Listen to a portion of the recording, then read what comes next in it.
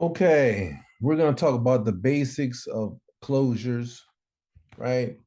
And I think I want to get something clear about closures. Closures are closures are like, you know how a function you take parameters and there's an output, you know? Well, closures are kind of like that. You take parameters and there's an output. They're like blocks of functionality. And you can also pass them around as though they're variables, and closures, you can do a lot with closures. You can process functionality. You can have a function that returns a closure. You can replace a function with a closure. um I think that it's very important for me to break this out because there's so much territory to be covered with necessary information about closures. When I did a Udacity boot camp when I was first starting. I'm gonna tell you, um, the way they cover closures was not adequate. It just really wasn't. Right now, if you're new to iOS mobile development, the way that I cover closures right now is going to be light years beyond what you're going to do in a boot camp. So let's just go ahead and introduce you to closures initially, right? So what we're going to do is we're going to write a function that that has an array and a target, and you look in that array to find an element of that array. If it is there, you're going to return its index. Simple as that. Easy. Okay. So let's go ahead and do it. Okay, so let's see. I'm gonna start like this, right?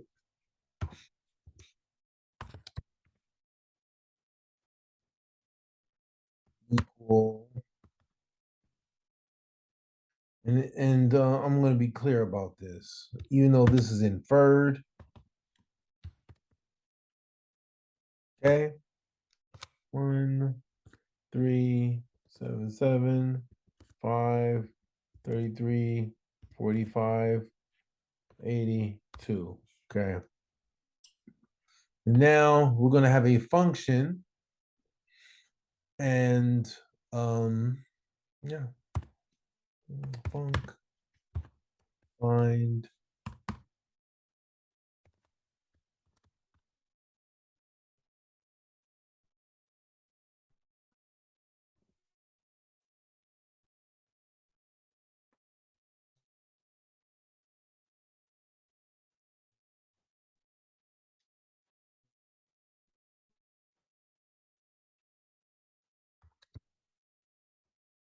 Oh man, I am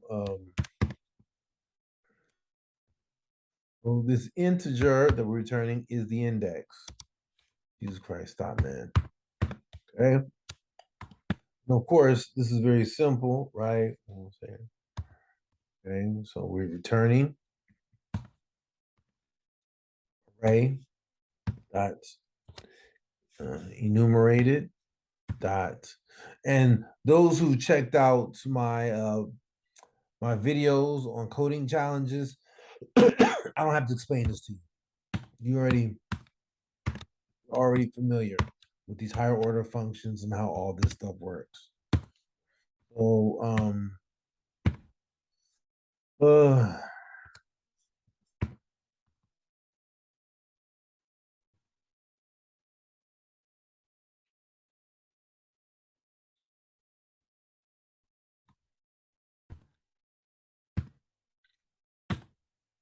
that should be it right there.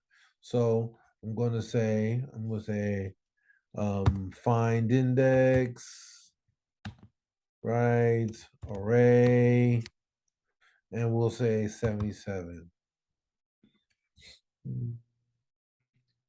2, 0, 1, 2. Okay.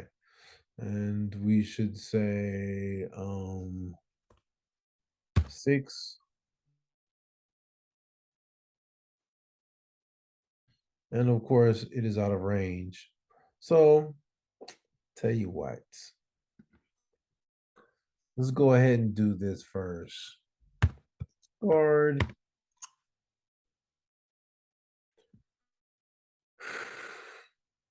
array dot contains target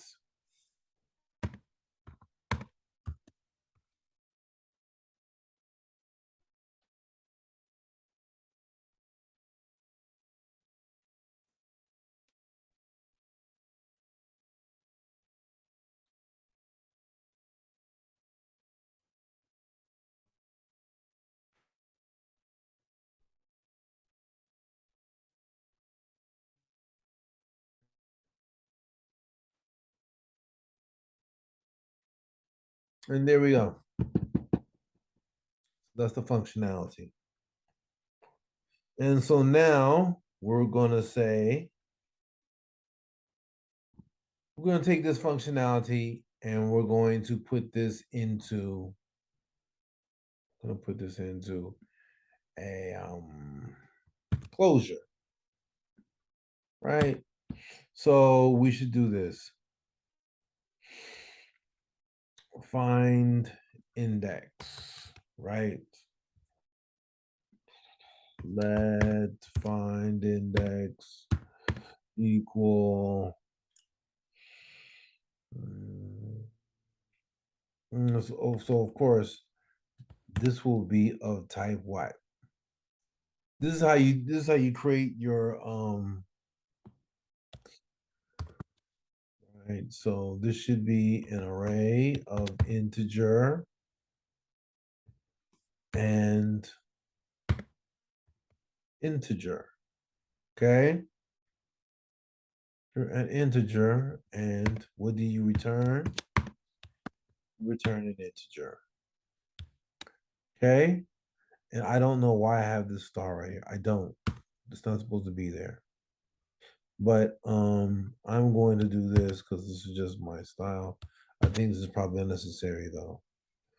Okay, and so this is the equivalent. This is the signature. This is the type of function that this is.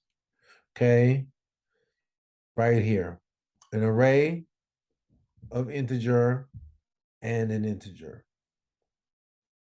Array of integer and integer. And all this returns another integer, the index, right? So we're going to say is we're going to do this. Oh, sorry. Jesus Christ. This is killing me. Hold on.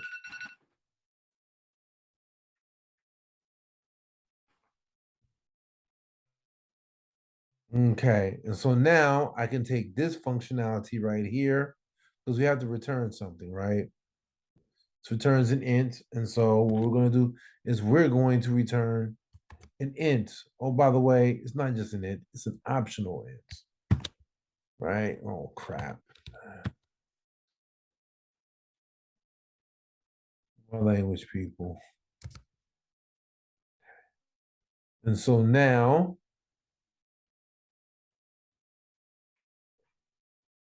and of course, equals um, equals array in.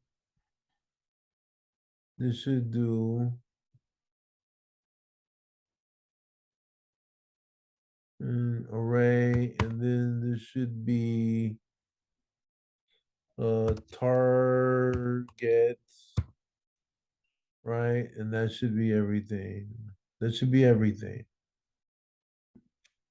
Mm-mm. So now when I say find index, right? This should be, let me go ahead and get rid open that up because we still need that, right? This should be array, right? Um, and let's say 5.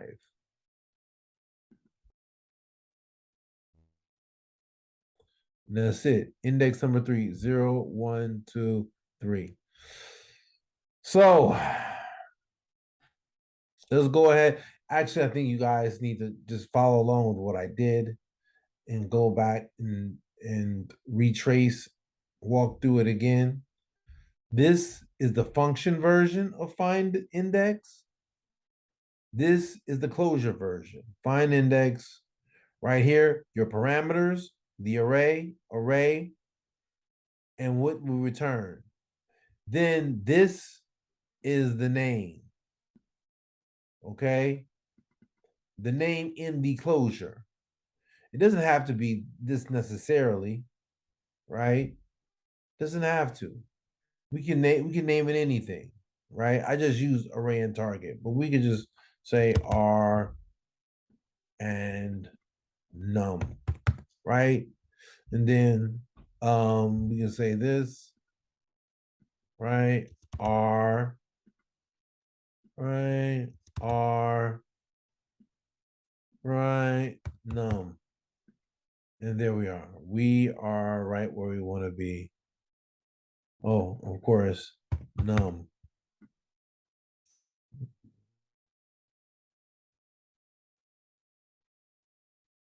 Okay, let's go ahead and do this 33.